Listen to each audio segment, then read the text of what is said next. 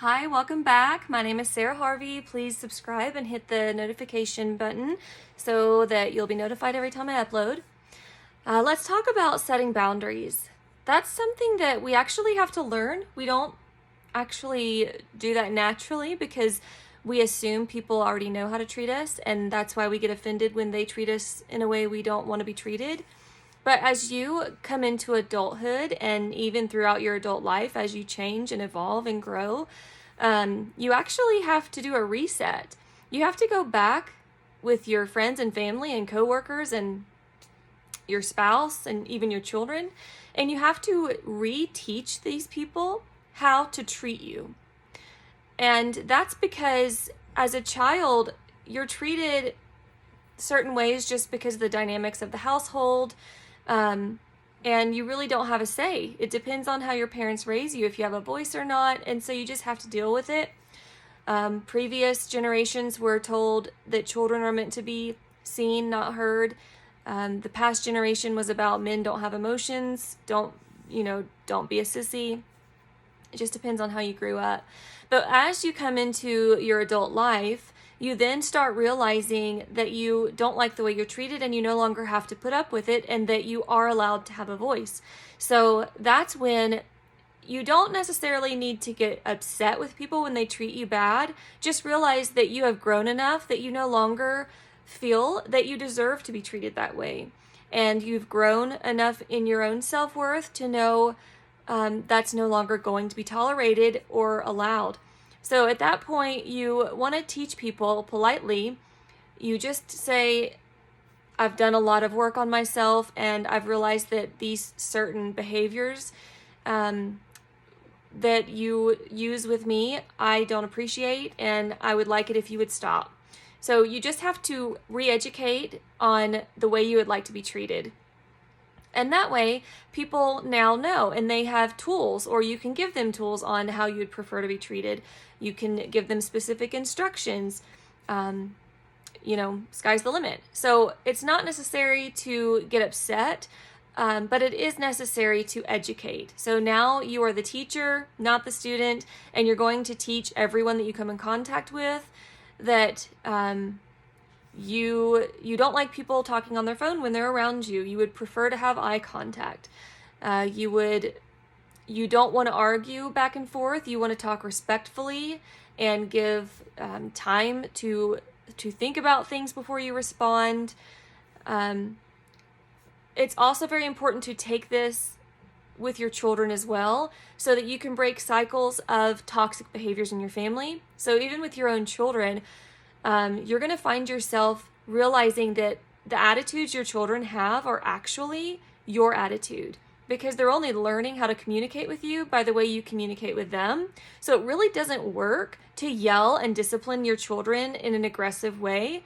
It works better to treat them respectfully, give them a say, let them have their voice, but put boundaries and rules in place. And when they break them, they have to have consequences, because you're setting them up for success as an adult. In the adult life, you're not given everything you want. You have to work hard for it. And when you mess up, there's consequences. And so you have to follow through with that. And when you are strong enough and on top of your game enough to do that, then you don't have to get mad and you don't have to punish and yell and scream because you're out of control and feel defeated. Because that's really what it is. When you yell and scream at your kids, it's because you don't have the proper tools on how to handle the situation. You feel overwhelmed and you yell. So that needs to change, because it's the same that you want to teach people how to treat you. You also have to treat everyone else around you in the same way. So you want to set up your boundaries. When it comes to people that are treating you wrong, if they don't follow those boundaries, you just let them know, look, I would love to be with you. I would love for the children to see you. But I also respect myself, and I want my children to have a good example of respect and love.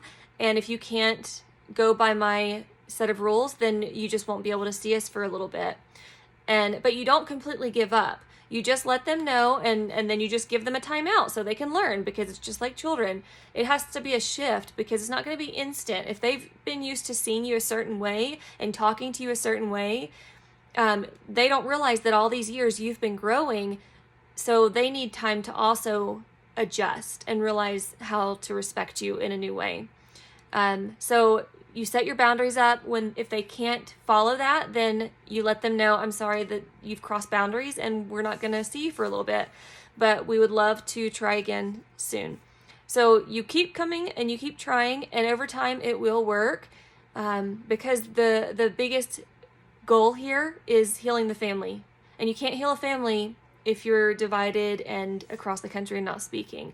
So you want to keep putting effort into it, and the more that you do, you need to dig into the triggers, you need to dig into the friction, dig into the fighting and arguing, and not so much that you put your fighting and arguing into it, but keep going back even though it is happening, and keep re-educating. No, this is not okay. Do not treat us this way.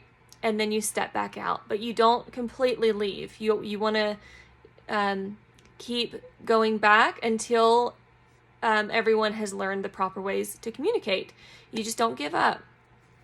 I recently watched Helen Keller with my daughter, the old movie, and it was really good because Helen Keller had been very spoiled for, I guess she was like 14 when her teacher came, and she was allowed to just run amok. And so the teacher came and she was going to discipline her and teach her boundaries. And the girl fought her, and it was a constant. The teacher couldn't give up. She had to keep, chasing her and putting her back in the chair to eat with a spoon. And the girl would run and, hit her. And so each time she'd go and she'd put her back. And eventually she gave in and she learned, okay, this is the new way we're acting. So it's that way with your loved ones. You're not gonna give up, and you're gonna keep showing up and for yourself and for them, but you're gonna stand firm with your boundaries. It's the same way a really good teacher is, especially with an unruly class. So that's kind of what you want to do, and just understand, be patient, and understanding that they haven't seen what you've been struggling with. They haven't seen the growth that you've done.